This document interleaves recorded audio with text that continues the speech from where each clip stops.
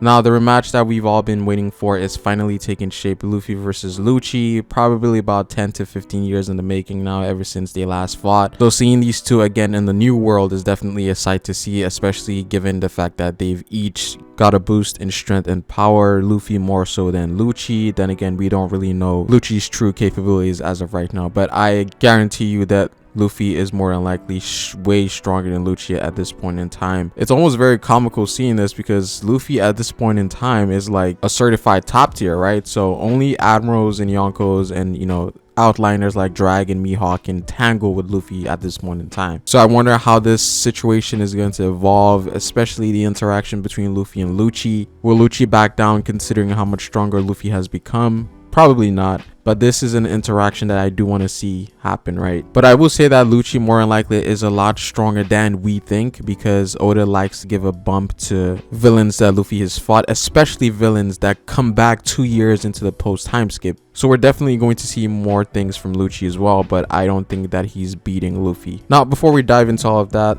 as usual, I would appreciate it if you dropped a like on this video. Let's go for 500 likes and hit the bell if you want to get notified for future content. Now, coming off of the last few chapters, we're starting to see the reason as to why they want to assassinate Vegapunk, right? And here Vegapunk explains that the reason that he's been targeted is because that he's getting closer to this ancient source of power. And again, this is the source of power that they talked about in the previous chapter, in which that robot from 200 years ago was powered by. And it would seem that Vegapunk is getting really close to finding out what this power source is, right? Because apparently it is a source of power with no limits, and apparently can go on forever, or for at least for a very long periods of time. And so the fact that Vegapunk is getting closer to the source of energy that apparently the ancient kingdom was using, it made him a target to the world government. Now, this is very strange because the timing doesn't make any sense, right? Because why is this happening now? Because it would make more sense that they were privy to him knowing about all of this information and getting, you know, doing experiments, getting closer to this source of power. But now apparently they want to take action. So again, it is kind of strange that they do want to assassinate him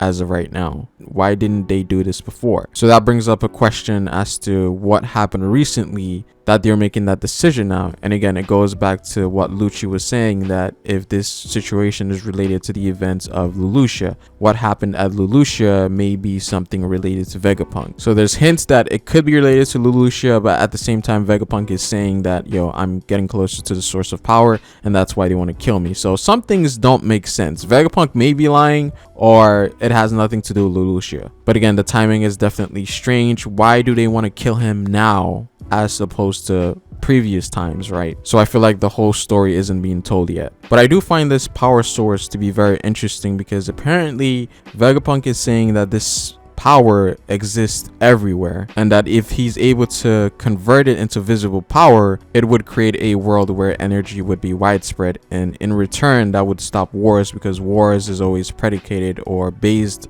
around the fact that people want more resources, right? And so here we're seeing that Vegapunk's dream is actually a very positive one, even though he could be stepping on boundaries that could be considered evil. I do think that Vegapunk has good intentions. Now, in terms of a world where everyone has energy, while it does sound good on a surface level, I do see problems that could arise from that, right? Because by making everyone equals, some people are going to try to triumph the other person, right? There's always going to be people that would want a more dominant force of power, right? So that could lead to all sorts of different things, right? But again, Vegapunk does seem to have good intentions, and his dream is definitely a noble one, to say the least, right? Now, before we talk about CP0 invading Egghead, we do get a glimpse of the revolutionaries in this chapter, specifically Kuma, right? And here it would seem that he teleported himself to somewhere. Now, we're not sure, but I do think I have an idea, and this is something that I've stated in my previous chapters, in which I think that Kuma more than likely is heading towards Egghead Island. I think that makes the more plausible sense here, especially in correlation to his daughter being on Egghead with Vegapunk. Now, as to how he knows, there is a possibility that all the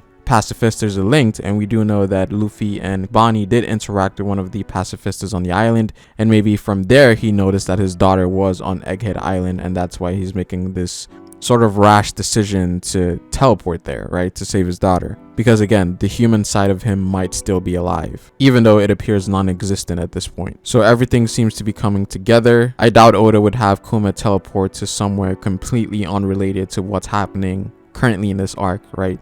especially away from the Straw Hats. And again, as I mentioned before, Kuma has too many ties to Egghead Island at this point that it has to be Egghead that he's going to. But where exactly does this leave the Revolutionary Army? Now, this is more than likely leading up to Luffy and Dragon meeting up, because I think that Dragon more than likely is going to follow Kuma, and this in return would lead Dragon into Egghead, also leading him to Luffy, and that would be their first interaction. So this is definitely leading up to some spicy stuff, guys. Luffy meeting Dragon is a plot point that a lot of people in the community have been waiting for, right? For about 20 years now, right?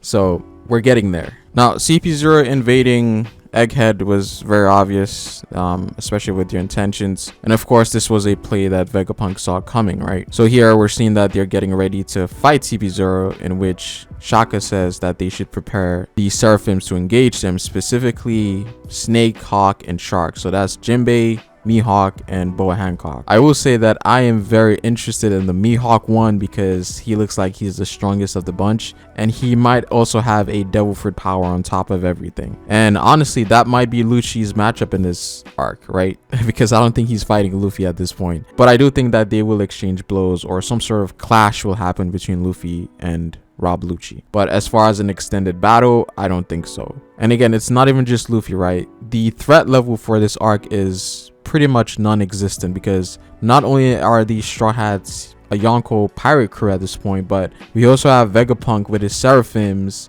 and then we have Kuma apparently making his way here, and then Dragon possibly coming as well. Like, the threat levels in this arc is non-existent at this point, right? So I don't really feel scared for the Straw Hats unless someone else shows up. It has to be an admiral or someone, because at this point the Straw Hats are just gonna leave with Vegapunk with ease. We do also get to see Sentomar here. It's been a while since we've seen him. I think the last time was Sabaody, but he is here, and again, it was mentioned before that he is Vegapunk's bodyguard, right?